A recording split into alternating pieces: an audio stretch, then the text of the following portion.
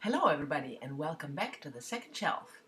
Another week has passed, so it's time to talk with you guys about the books that I've either started or finished last week. The first book is Fifth Season by N.K. Jemisin, or Nora K. Jemisin. And this book is a real gem. I started it the previous week, mentioned it in my previous Books Weekly as well, and I finished it I think right after filming the last video. The Fifth Season is a fantasy novel. It's the first in a new series, Broken Earth series, published in 2015 and immediately won the Hugo Award last year.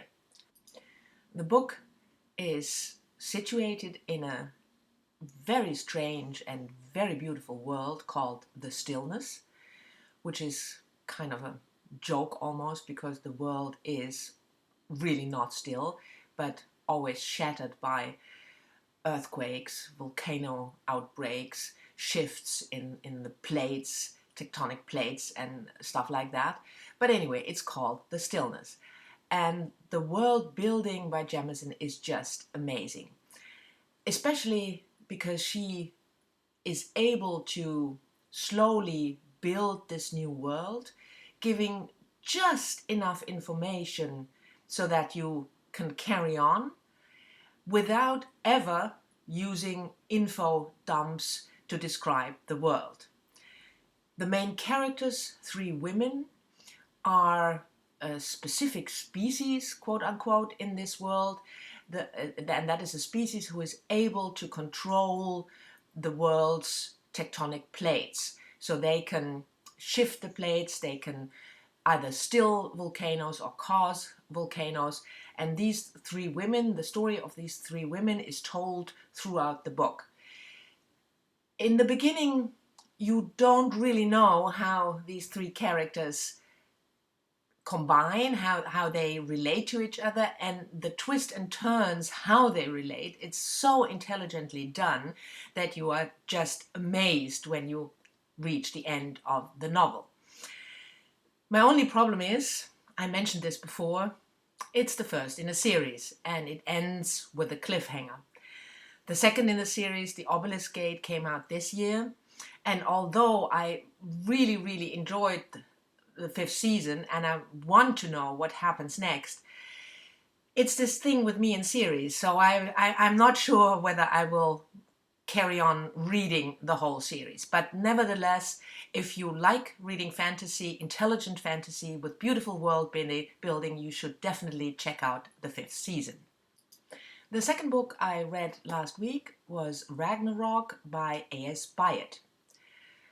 I picked this book while doing the Try a Chapter tag. I will leave a link to this video down below where you read the first chapters of 5 books in your TBR and then you pick one to read and finish reading. So Ragnarok was my pick. Ragnarok is the retelling of a Nordic mythical tale, the fall of the gods. And although it's beautifully written, and I always enjoy A.S. Byatt's writing, it was just not my kind of book. Partly maybe because the whole Nordic mythology is spoiled a little for me by Richard Wagner and the whole wrong way of Germanic pride thing. So that might be one of the reasons. But if you like mythology, if you like the retelling of mythology, then I can certainly recommend Ragnarok. It was just not quite my cup of tea. Then on to 2 books I've started last week. Oh, and by the way, if you've been watching this channel and Books Weekly before, you will notice that I still haven't finished Meg Wolitzer's The Wife. Well, we're not going to get into that. I'll hopefully finish it sometime soon, but so far I haven't finished it. Anyway, on to the 2 books I've started last week. And the first one is a non-fiction book, The Secondhand Time by Svetlana Alexievich, that had been on my TBR for some time. Svetlana Alexievich won the Nobel Prize for Literature in 2015. She's often referred to as a Russian writer, but actually she was born in the Ukraine, and she lives in Minsk in Belarus. Sorry, that's just me being a know-it-all. Anyway, The Secondhand Time. As I said, The Secondhand Time is a non-fiction book. It's actually a series of interviews and talks Alexievich had between 1991, when Yeltsin took over from Gorbachev, until 2012. She traveled through the whole of the ex-Soviet Union and talked to people, communists, ex-Soviets, Democrats, people from all ranges in Russia and in other parts of the ex-Soviet Union. And she tried to find out what the history of the country would be if you asked individual people to tell the story, their story of the Soviet Union up until the perestroika and glasnost under Gorbachev, and then Yeltsin and the start of capitalism. And it's a harrowing book. There's a lot of violence and death and romanticized death and hardship in the stories that people tell. And what is especially amazing is how you as a reader can actually distill from all those individual stories, which are very, very different, like the people are very different, but you can still distill the history of the country.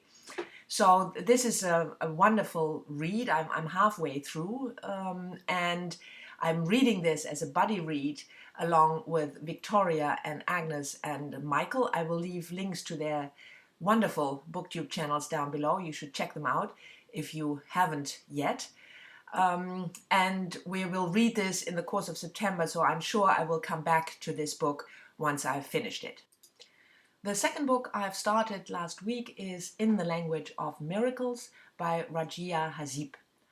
I picked this book because I'm participating in the Diversathon, which happens next week, starting tomorrow, Monday the 12th, until the end of the week, including the weekend.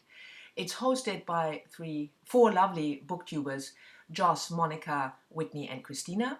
I will leave links to their channels down below, and also a link to the announcement video made by Joss.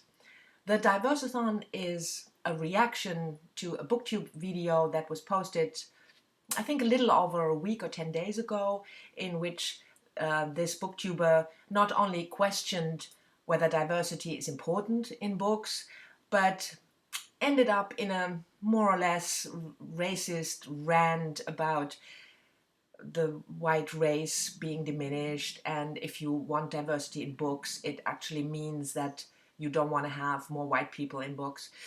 Anyway, so the four lovely ladies I mentioned had the idea to react to this video by creating a week-long reading of diverse authors and stories. You should definitely participate. I'll leave a link also to book recommendations. There are over 300 books, if you don't know what to read, from which you can pick. And as I said, my pick was In the Language of Miracles by Rajia Hassib. Rajia Hassib is a contemporary American writer, American Egyptian writer. She was born in Egypt and she immigrated to the US when she was 23. And In the Language of Miracles is her first novel. In the Language of Miracles is about an Egyptian-American family, the Al-Menchavis. You have Samir and Nagla, the parents who immigrated from Egypt, and their three children, Fatima, Hossam and Khaled, and Nagla's mother, Eshan. The story is about a horrific incident that happens where the oldest child of Nagla and Samir is involved, Hossam. He kills his ex-girlfriend, the neighbor's daughter, Natalie, and kills himself. This is not a spoiler. You will know that right from the start. And then the book develops, I'm halfway through, 2/3 through, the book develops the impact of that violent event, not only for the family itself, but also the relationship the family has with the community. They live in a little town in Somerset in New Jersey, and it asks the question of responsibility, apology, how you deal with these violent events if you are a parent, if you are a brother or a sister, and if you are a community. So far, I'm really enjoying it. I think I will finish it probably today, and I expect that I talk a little bit more in my next book weekly. So this was it for today. I hope you enjoyed it. Thank you for watching, and don't forget to participate in the Diversathon, and I'll see you all next week. Bye bye.